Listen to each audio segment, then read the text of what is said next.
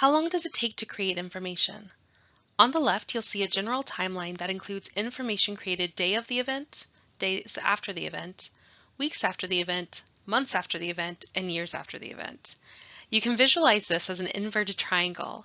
At the top, you have the primary sources, all those primary first-hand accounts from those who witnessed and experienced the event. Our next step down is our secondary sources that filter and interpret the primary sources to draw connections and explain what has occurred. They help make something meaningful out of the wide array of primary sources. And then finally, at the end of this, you have the tertiary sources that summarize or provide information to lead others to get to primary and secondary sources. These types of sources fit along our general timeline, so let's spend some time figuring out what that looks like. Let's start out by looking at information that comes out the day of an event. The types of sources that we tend to see at this stage are often communicated via TV, radio, social media, emails, and even in our conversations. The type of information that's being produced is usually very general, answering questions of who, what, where, but not why. Answering the question of why something has occurred generally requires analysis, which takes time. The information is typically produced by journalists or the general public. The audience is the general public, and the information can be found through web search tools and social networks. Now let's move forward a couple days and ask what information we'll see days after the event. This information tends to be communicated through newspapers, TV, radio, and the web, which will also be shared through social media.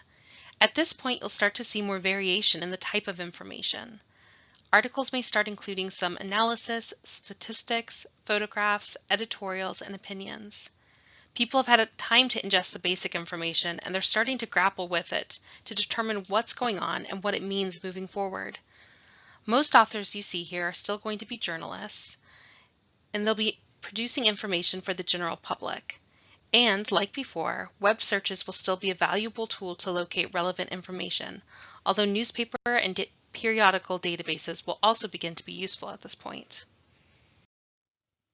Let's jump forward to look at information weeks after an event. Here we'll see more differences in what sources are available.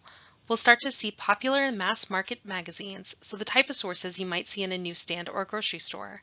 The information will still be what we refer to as the reporting stage, with general information, editorials, statistics, and photographs. However, you won't often see references or bibliographies at this point.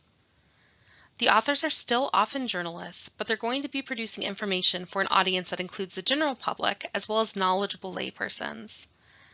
For example, if you think of COVID-19, in the first weeks we saw a lot of coverage about what it was and where it was hitting. However, in the weeks moving forward, we saw the focus shift to how it was spreading and how it could be slowed. Like our previous stage, we'll continue finding information through web search tools as well as newspaper and periodical databases.